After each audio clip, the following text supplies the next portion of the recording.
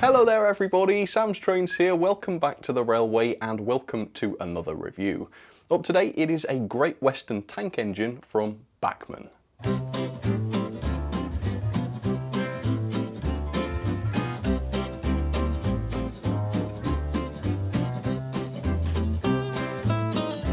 Well folks, I've done it again. I've found another class of British steam locomotive that I haven't already reviewed.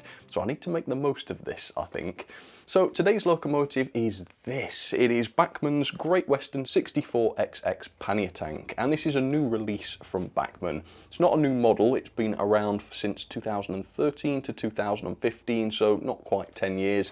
But this is a newly released version of the model, which has only just come out.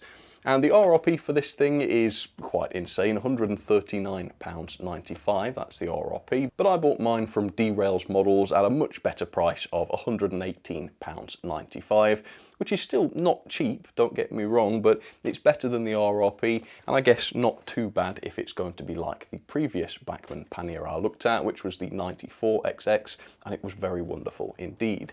But there is a twist to today's story, and that is that just before this came into stock, the new version of the model, Hatton's got a bunch of new old stock, I think, 64xx's, and they were in stock for a really good price. So I picked one up. So here is the second 64xx Pannier Tank that I've got, still brand new in box. Incidentally, I don't know how old this new old stock is, but Bachmann usually include the dates inside their packaging, so we will be able to find out.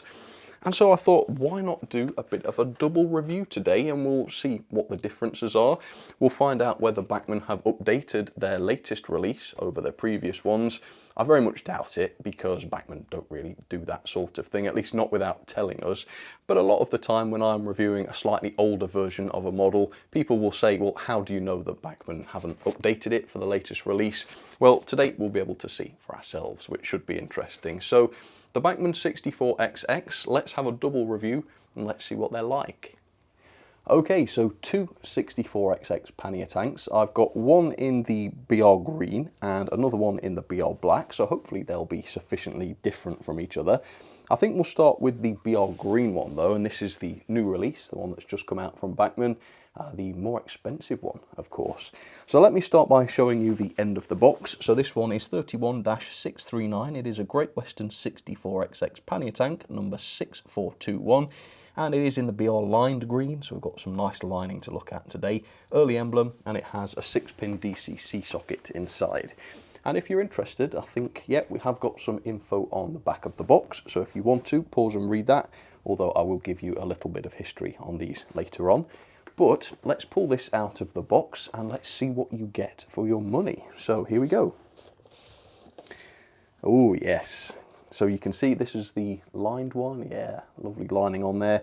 Looks a bit smaller than the 94xx Pannier. I guess that makes sense because I think the 94 was that was a much later design, wasn't it? One of the last, was it?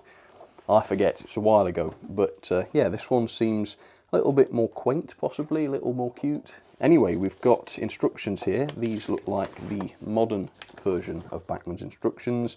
So maintenance and care, is this going to be generic? Yes. So I guess we need this one then. And this looks like an older style of this sort of thing from Bachmann.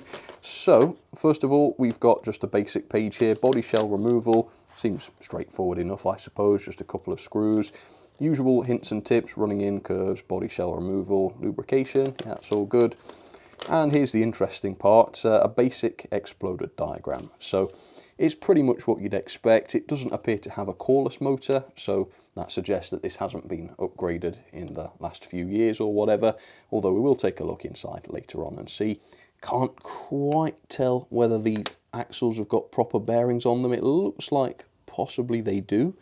So if that's true, then I'll be glad to see that, because some of Bachmann's locos from this era don't have them. And obviously at this kind of price, I think that would be a problem. So yeah, hopefully there will be proper bearings on the axles. Let's have a look at the accessories then. So what have we got? Just a small bag full here, but what I can see is very good. So we've got some lamp brackets. Does that mean the model doesn't have them as standard? Interesting. Are they alternative lamp brackets? There are screw-link couplings provided. It looks like there's one for the front and for the back. Great feature. Again, I think all models should come with those, even if they're not fitted. It's just a nice option to have. And some nicely painted vacuum pipes as well that you can put on the buffer beams too. So that looks good, but the bulk of the detail seems like it's going to be fitted to the model. So let's take a look. Never ever had one of these before. Ooh, yeah. Wow, it is a weird beastie, isn't it? Perfectly flat top on this one. Yeah, so it's a weird, I mean, pannier tanks are weird, don't get me wrong, but yeah, this one's very strange. I'm pretty sure I've never seen one with a perfectly flat top like that before.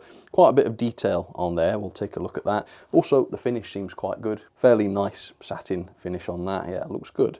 Okay, let's lift it up. How's the weight? Yeah, it seems like a decently heavy loco. I don't think it's going to blow us away like the 94 did, but yeah, it seems to be reasonably heavy, that's for sure. And from the side, I think it's a much more elegant loco. It looks a bit of a brute when you look down on it, but on the side, yeah, it looks lovely. I quite like how slim the tank is on the side. That's quite an interesting feature. So yeah, it looks like a lovely model. We'll take a better look at the level of detail in just a second, see what that's like. But as a double review, we've still got another loco to look at. So let's get cracking with this one. So this is the BR Black one. Let me show you the end of the box. So this is 31-636A. It is a class 64xx 6422 BR Black early emblem again. And again, this has the 6-pin socket inside it as well. Right, so we'll go a bit more quickly this time because we don't need to look at all of the details. But let's see if I can spot a date. So 160902. Right, so I think the year might be the first pair of numbers, which would make this 2016, perhaps the 2nd of September, something like that. So it's approximately 6 years older, if that is indeed the date. I think it is. And are the instructions the same? No. Yes. Okay, so we don't need to look at that. So nothing seems to have changed apart from that. But let's take a look at the model. Accessories bag looks exactly the same. Yeah, it looks identical. So let's skip straight through to the model, and yeah, this hasn't changed. I mean, the decoration and the quality of the finish is exactly the same. It's got a really pleasing sheen to it, which is great. Yeah, looks lovely. Let's pull this out then. Let's have a look. Noticeably not much difference really. Yeah, it seems to be more or less the same model as far as I can tell. Very different though because of the livery really. Obviously the lack of lining and the black instead of the green. Yeah, makes it look very different. So let's put the two together. Two 64xx pannier tanks. By the way, I think the bodies are plastic. The tanks, the cabs, even the running plates, they all seem to be made of plastic on these, which is a little bit confusing at the price. I mean, this is pretty expensive really, isn't it? It's quite a premium price for a tank engine of this sort of size. So I was hoping to see that reflected in the models themselves, but we'll take a closer look in a moment and see whether that is the case, where the detail's concerned. First of all though, here's a bit of background on these panniers in real life. The 6400 class was introduced to the Great Western Railway to the design of Charles Collett in 1932.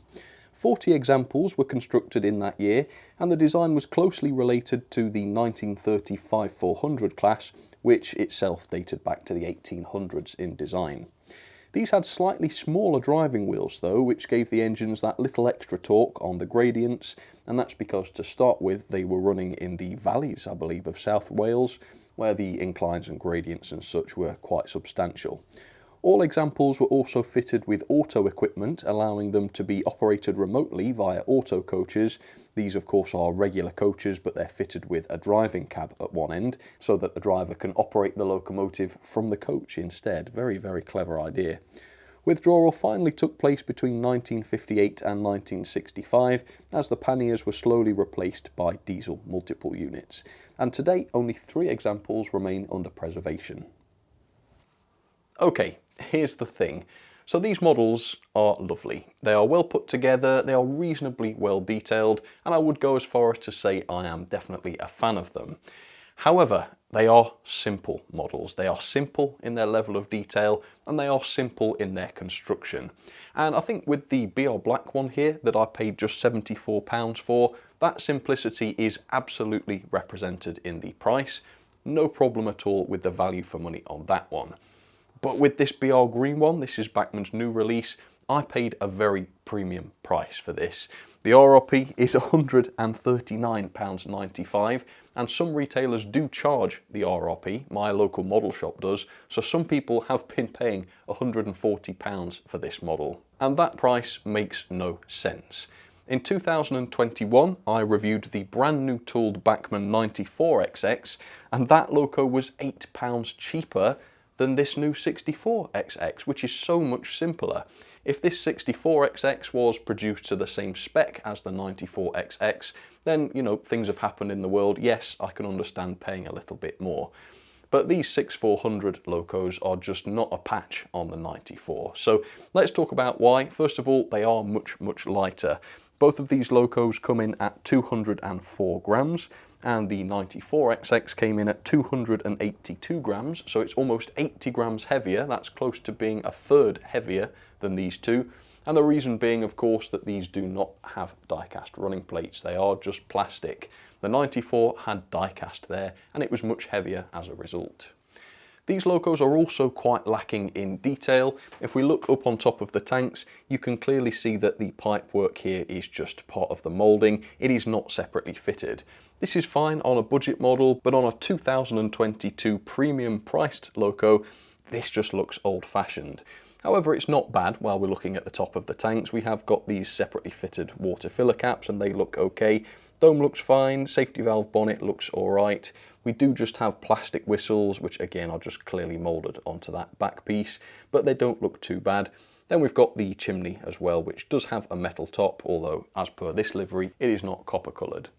There is also no detail at all between the frames, and this is a very exposed area of this class, and so it's very obvious that the detail is lacking there.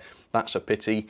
No sprung buffers. I do like sprung buffers, but perfectly happy to see them missed off a model if that omission is reflected in the price, and here I don't think it is. And the cab interior is not that great. As you can see, we've got that glazing piece which covers both of the cab windows. That is a fairly cheap way of achieving that. And so you've got the plastic crossing between the two windows and just unpainted gauges which are left white. The cab detail is not bad, don't get me wrong. There is some painted detail in there which looks great, but it's not at the level that you'd necessarily expect at this sort of price. So too simple, too cheaply produced, too expensive, I would say. That's quite unfortunate. However, there is some decent build quality here. You'll notice there is no glue or anything visible across either of these models, which is great. And the decoration at least is good. Both models do have a quality finish, which is definitely worth mentioning. And the lining and such, as you can see on the BR Green example, is very, very crisp and I would probably say perfect.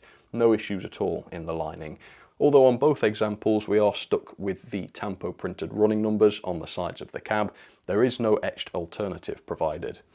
Early British Railways crests, yep, they look good, as you can see, no problem at all with that. And then you've got the running numbers on both of the smoke box doors as well, which do have separately fitted smoke box door handles. The models are complete with lamp brackets, as you can see, so I'm not sure, 100% sure, what those alternative ones were for in the accessory bag. They might just have been spares for all I know, I'm not too sure. The model's also complete with separately fitted wire handrails. These are a little bit wobbly, some of them, but they do seem to be staying in place for the time being. And we've got more of those around the sides of the cab. For a model that's a few years old, these do look nice and fine, which is good.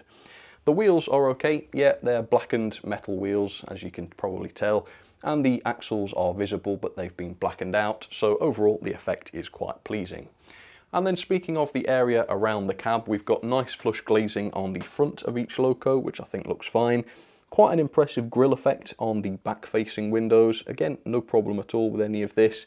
A nice coal load, which has got a good level of gloss to it. Yeah, that looks quite good quality. And then you've got the tool rack on the back, which is all separately fitted, as well as more lamp brackets. I think these might just be moulded effects this time, but they do the job. Yeah, I think they look fine. And then on the back and the front of the loco, you've got the pre-fitted NEM couplings, which are just standard, free to pivot very slightly. Hopefully they won't be a problem. So overall, yeah, they're lovely locos, they look just right, and if the price was a little bit more reasonable, I think I'd be very, very happy with both of these. The fact is though, these are getting on a bit, they're not that up to date in terms of modern features and modern details, and yet they are priced incredibly expensively. So I think Bachmann have done customers a disservice with this one, because the price suggested that these would be the same, if not slightly better, than the 94xx that we looked at last time, and unfortunately that is not the case. However, I'm hoping that the mechanism will impress me. If this has got shoddy features too, then I'm not going to be happy at all. But like I say, I think I saw the proper bearings on those driving axles. Hopefully the motors will be fine. Hopefully they'll be nice and serviceable. If all of that is the case and we get a nice runner, then it won't be all bad, will it? Okay, let's see what happens. So there she is, absolutely lovely little Pannier down onto the track. I've already filmed the first test with both this one, the BR green one, and the BR black. Those are both in the can, so I'll show you that in just a second. Next, I want to talk about the mechanism, which I did a deep dive into after the first test and running in. So the first thing to say is that both models are identical in terms of mechanism. So the 2016 model and the 2022 model have exactly the same specs. They run slightly differently, but I'll talk about that later on. So as you can see, all of the loco driving wheels have pickups on them, but several of them, at least on the BR green example, are incorrectly adjusted so that they break contact with the driving wheels, which does cause the loco to cut out at times, and you'll see that on curves and such. The same was true with the BR black version, but to a lesser extent. I think it was just one of the pickups which wasn't making excellent contact. Easy to fix, of course. The base keeper plate is held with some screws. The pickups are hardwired, but they are done in such a way that you can pivot the base keeper away, so that gives you full access for servicing and maintenance. Great news, there are bearings on the axles, so the diagram was indeed showing proper bearings, that's good. Awful lot of gears though, you can see. You'd expect it to be the, I guess, the front set of drivers that has the gear to it, but it is the middle set, and there are a lot of gears to get drive to the middle axle, so interesting. And then the chassis itself is easy to get out, just a couple of screws. Very, very tidy chassis, as you can see, neat and tidy. And there's also plenty of room for the decoder, which is the 6-pin, of course. Not every manufacturer remembers to leave a decent space for the decoder, but Bachmann have in this case. It is light on features though, as you can see, no firebox LEDs or anything like that. And of course the cheaper 94xx did have the full flickering firebox effect. Finally, just a 3-pole motor in this model. Yes, I was able to count the coils, just 3-pole this time, and no flywheel, of course. That seems a pity. Again, at this price, a very premium price, it's not really a premium mechanism. And finally, the gauging comes in at 14.2mm, which is, I think, sufficiently close to the standard. Okay, and with that, let's move on and I'll show you the performance test. So this is a bit weird, isn't it, reviewing two locos at the same time?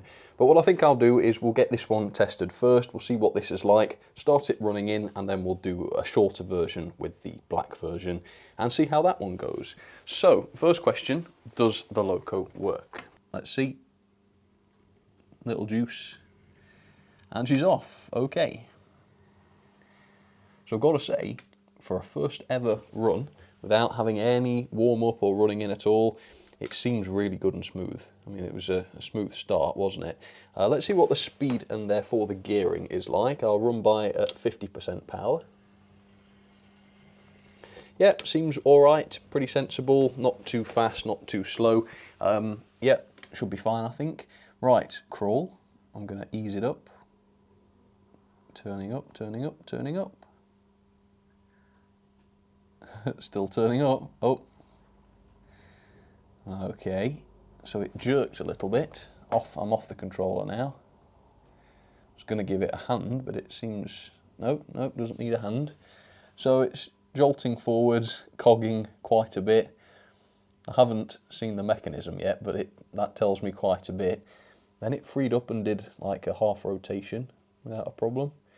Right, so yeah, hopefully running in will improve this a lot, because you know, at that kind of price, I'm expecting a 5-star performer, because it's not a 5-star on anything else so far.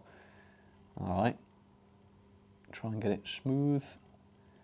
So even at that slightly higher speed, still not smooth, still jerking along quite a bit. So not dreadfully impressive. Let's start it running in then, and yeah, it can have 30 minutes in either direction, and we'll have a look at the black one. So if I have interpreted the box date correctly, then this is much older. This has been sat in its box for, you know, around 6 years, something like that. So let's see if this baby works. Hopefully it will, and then we've got 2 for 2. Yeah, all right, it works. And again, it seems to be about the same in terms of how nice and smooth it is at the higher speed.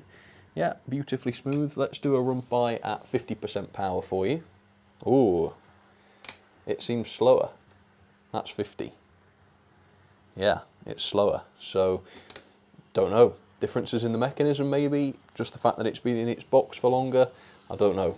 But it'd be interesting to see if the crawl's any better. So let's try. I'm easing it up.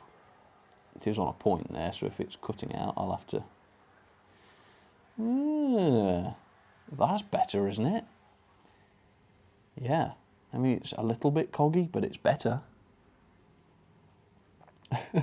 Well, that doesn't bode very well then, does it, for modern, much more expensive than it was before Bachmann, when the old version of the model seems to run better. What's that about? Let's try backwards. Easing it up. Oh. Try again. Easing. So it can't crawl in reverse, apparently. That's literally as slow as I can get it to go. And it's all over the place.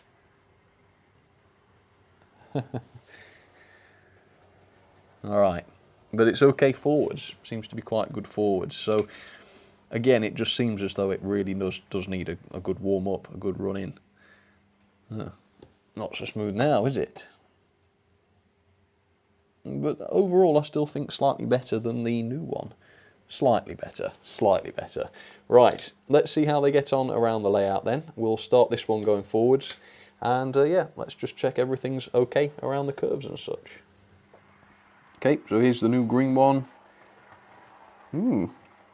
Seemed to lose power there for a second on that curve. Let's watch that again. Yeah. Okay, well we'll have to see if it repeats itself on the next lap. Meanwhile, how's the black version getting on? Yeah, it seems to be alright, definitely slower. These are both on the same setting on the controller, and that one is noticeably quite a lot slower. So, quite interesting, quite interesting.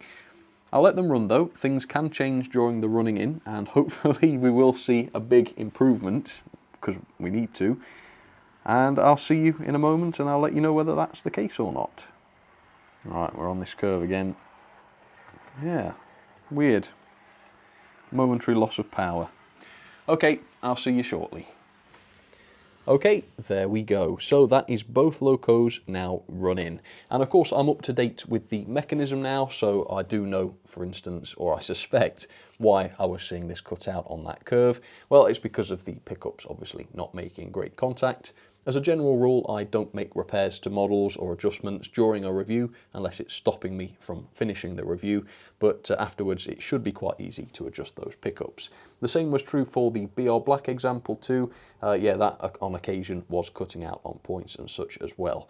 Everything else went absolutely fine, very nice and smooth performance, no derailing or anything like that, and this green one never actually did cut out. It has momentary blips as you saw, but it never actually stops, so that's decent.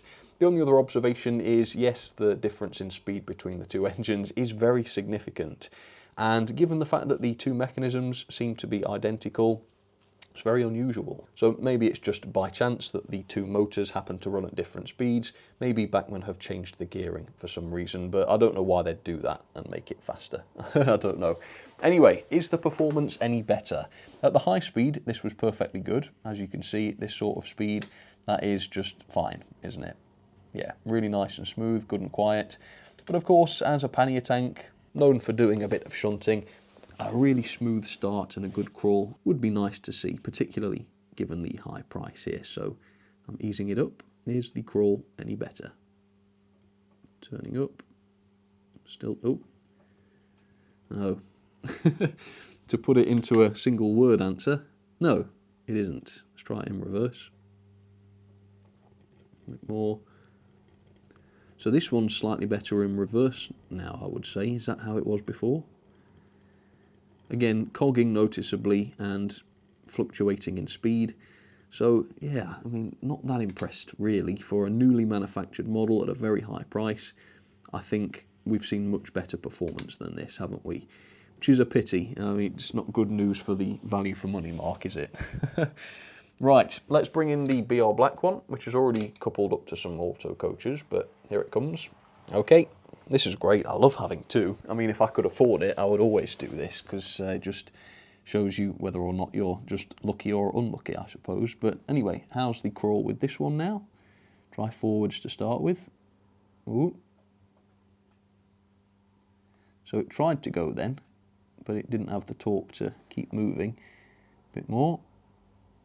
Yeah, I'm still going to stick with my previous observation that while still not smooth or perfect, the old 2016 version of the model is the better runner. Yeah, I don't know why it suddenly sped up there though, I didn't twist it any further. Let's try it in reverse. Oh. Yeah, I mean, the other one was not starting at this much of a low speed, was it? It was like this sort of speed really, wasn't it?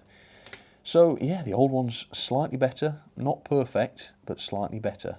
And slightly slower as well. Whether that's got anything to do with it or not, I'm not sure. But ultimately largely similar. I mean, the crawl here is better, still not amazing. They're both certainly within the same ballpark, I think, aren't they? So yeah, overall, not bad, not great.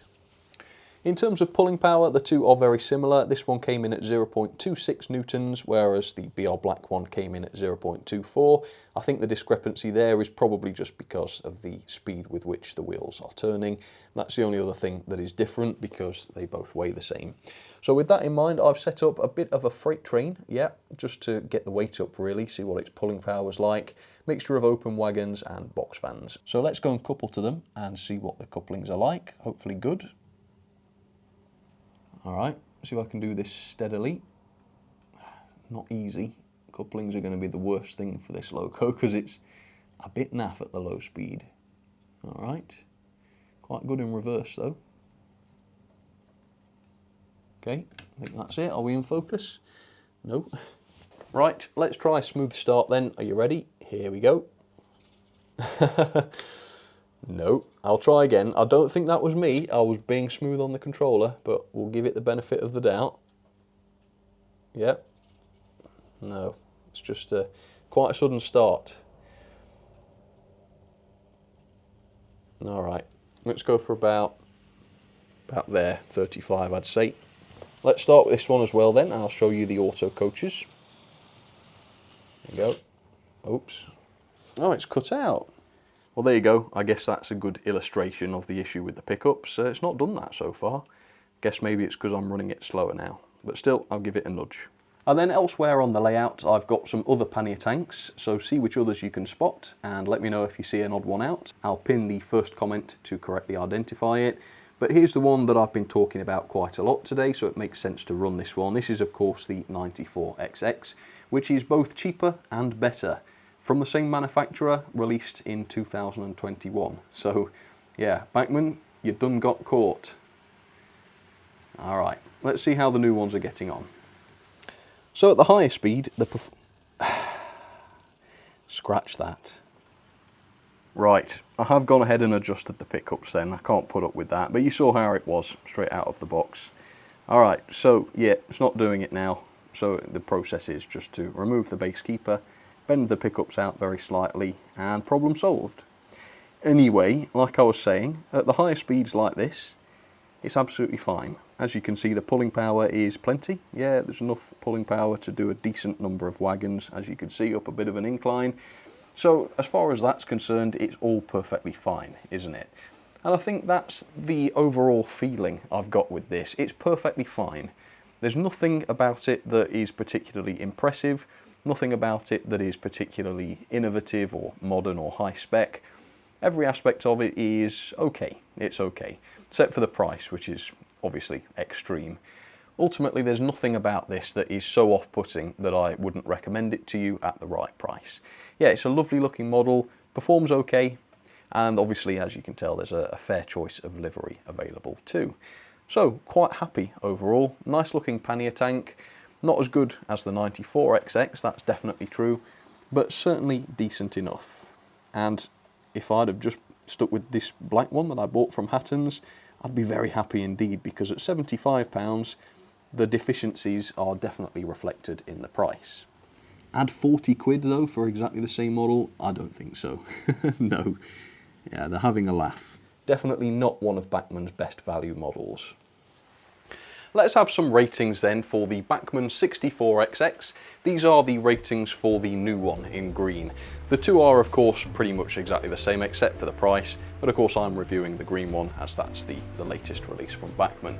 So the level of detail for me is a 3-star. There's a lot of good in this loco that makes it look great, so the decoration is very good, moulded detail, riveting, all looks fantastic, but it is missing a few features for me, particularly at this more recent price point. Lack of sprung buffers, for instance, the simplified cab, the lack of valve gear between the frames, the complete lack of lighting of any kind. Yeah, at this sort of price, the level of detail is lacking for me. Same is true of the performance really. At the higher speeds, the performance is good and smooth, the range of speed is decent, but at the low end, not great. And with the pickups the way they came from the factory, not that reliable either, prone to cut out on curves and points and such. That though is quite easily fixed, so I'm not knocking off too much for that. But yeah, at the low speed, not a great crawler, unfortunately. The pulling power, 18 coaches on straight and level track, or 0.26 newtons.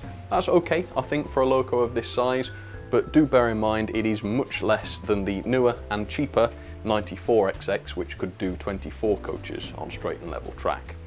The mechanism is, again, it's alright, but perhaps not quite where it needs to be at the latest price. It does have the proper bearings on the driving wheels, which is a very good feature indeed. It is very accessible for servicing. Within 30 seconds you can get to every component on the mechanism. Great access for DCC as well, plenty of room for a decoder. But it does lose a mark for the 3-pole motor without a flywheel, and also I did notice that the gearing seemed to be quite complex on this. There's a lot of gears, perhaps that's the cause of the slightly poor performance too. Quality then, overall this is a top-notch quality model. It's very well put together. I didn't spot any glue marks on either of these two locos. That's possibly because they are quite simple in their detail, but also because I think they have been assembled with a good degree of quality. It does lose a mark though for the plastic construction. Again, at this price I would want some die cast on the bodywork, I'd want to see a bit more weight, and of course the extra quality that a die cast running plate would bring would be very, very welcome on this loco indeed. But again, not a bad quality model. The real issue here is the value for money. With an RRP of £139.95 or a typical retailer price of around £120 or £118.95 to be precise, it's a rip-off. Let's put it plainly, it's a complete rip-off, isn't it? It's an old loco with not that great a detail, not that great a performance. How can it be so expensive? There are so many other models that I've reviewed which are newer, more detailed, more full of features, and sometimes even cheaper than this. So yeah, it's Bachmann with their prices again. What a missed opportunity for a great budget model. This thing, if it was for sale now for £75, and I think it could be really, based on how simple it is, it would be such a great entry-level loco because it looks good, the detail's alright. It's just ruined by the poor value for money, so I hope Bachmann can sort that out. Overall though, that is 6.08 out of 10, would have been a higher score than that if the price was right, but into the logbook it goes, 33rd place above the EFE Class 35 and below the Baldwin D9. Yeah, a lovely loco, can recommend it, but don't pay over £100 because it's just not worth it in my opinion. Well folks, that will just about do it for this review. I hope you've enjoyed seeing a double review for a change. Yeah, it's really been nice to compare two of the same locomotive. It's been nice to verify that both old and new are the same, and it's also been interesting to look at two different liveries as well for comparison. So I hope you've enjoyed that as well. If you've got any thoughts on this class or this model from Bachmann, then please do comment them down below, share it with me. But for now I'll say thanks for watching. Check out links in the description. I've got some affiliate links if you're interested in buying one, and I'll see you very soon. Alright, cheers folks, you take care.